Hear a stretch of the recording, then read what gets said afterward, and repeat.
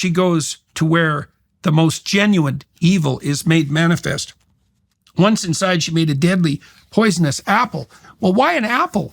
Well, an apple is the fruit of the tree of the knowledge of good and evil, right? The apple is the thing that you incorporate that changes you. The apple is information. The apple is education. The apple is ideology. The apple is an idea rather than an artifact, right? That's what it's symbolic of. That's what it represents.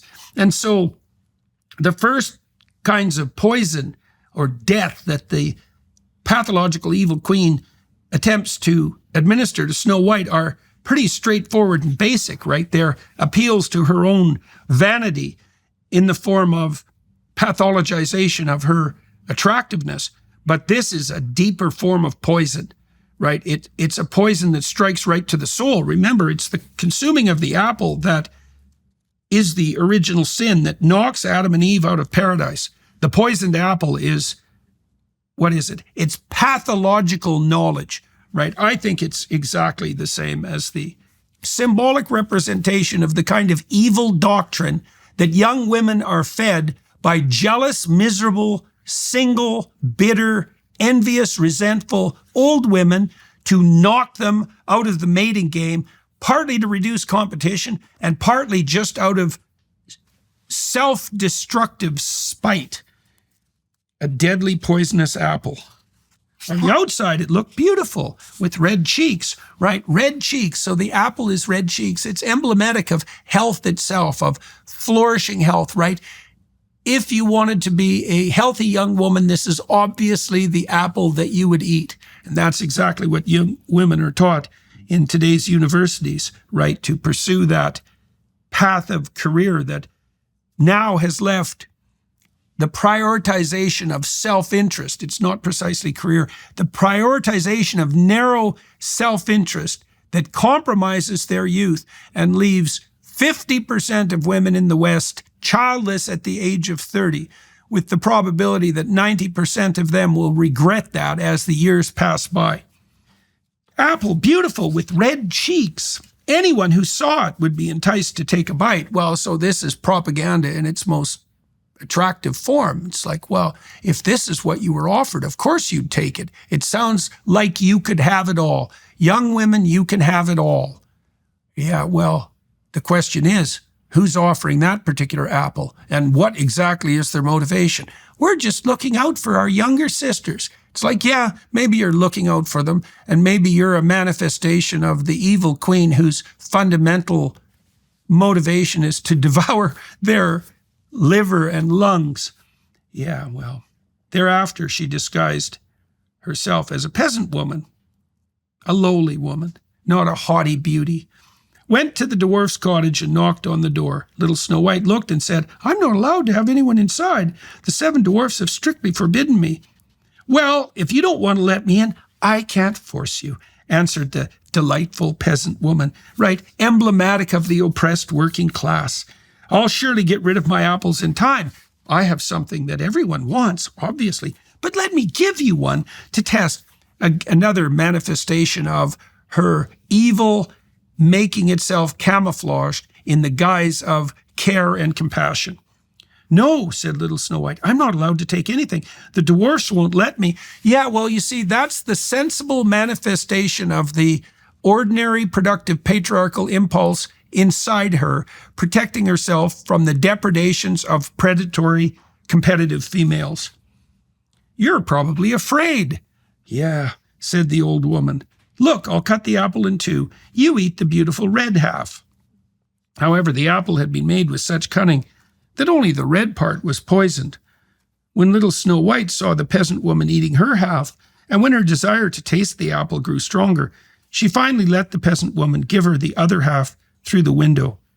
As soon as she took a bite of the apple, she fell to the ground and was dead. The queen rejoiced, went home and asked the mirror, "Mirror, mirror on the wall, who in this land is the fairest of them all?" And the mirror answered, "You, my queen, are now the fairest of all." So the evil queen produced the pathological fruit of knowledge that dooms Snow White to death, administering it under the guise of compassion and caring in the form of a fruit so attractive that anyone with eyes would be tempted to take it. Brutal. Now I can rest in peace, she said. Once again, I'm the most beautiful in the land, and Snow White will remain dead this time.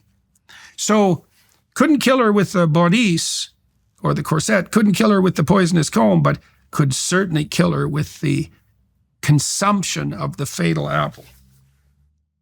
When the dwarfs came home from the mines that evening, they found little Snow White lying on the ground, and she was dead.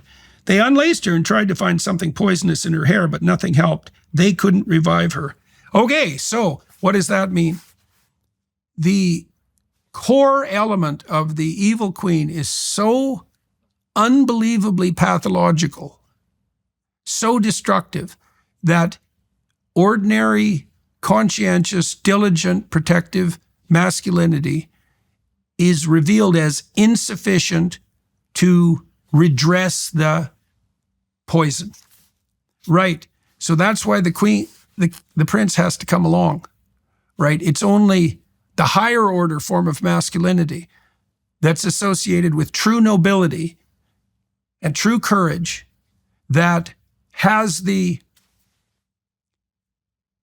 archetypal force, you might say, to provide true protection from the depredations of the evil queen. Well, Snow White is the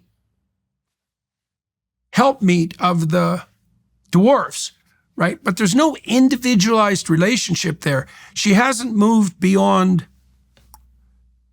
cooperation with the social patriarchy as such to the establishment of a personalized relationship with an individual and identifiable man, right? So she's still in the land of generic masculinity. And that's a hell of a lot better than the land of pathological, evil queen, destructive femininity. But it's not a relationship that's of sufficient depth and intensity to provide protection against the most fatal of feminine poisons. They couldn't revive her, so they laid her on a bier, and all 7 of them sat down beside it and wept for 3 whole days. Then they intended to bury her, but she still looked more alive than dead, and she still had such pretty red cheeks. So instead they made a glass coffin and placed her inside so that she could easily be seen. So they're worshiping her in a sense, even in her poisoned and near-dead state. They still value her, right? So what does that mean? It means that the ordinary men apprehending an attractive young woman who has been poisoned by the teachings of the evil queen still hope in their soul for the revivification of her spirit, but are unable to match the machinations of the evil queen themselves. Right, so they stand back and observe, and that's all they can do.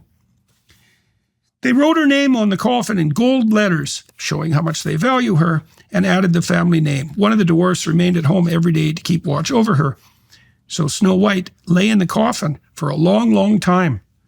Right, so now that's failure to launch. Now she's in a state of suspended animation because of her poison knowledge, because of her receipt of the poisoned apple. She is mimicking life, but is unconscious and unable to fully participate.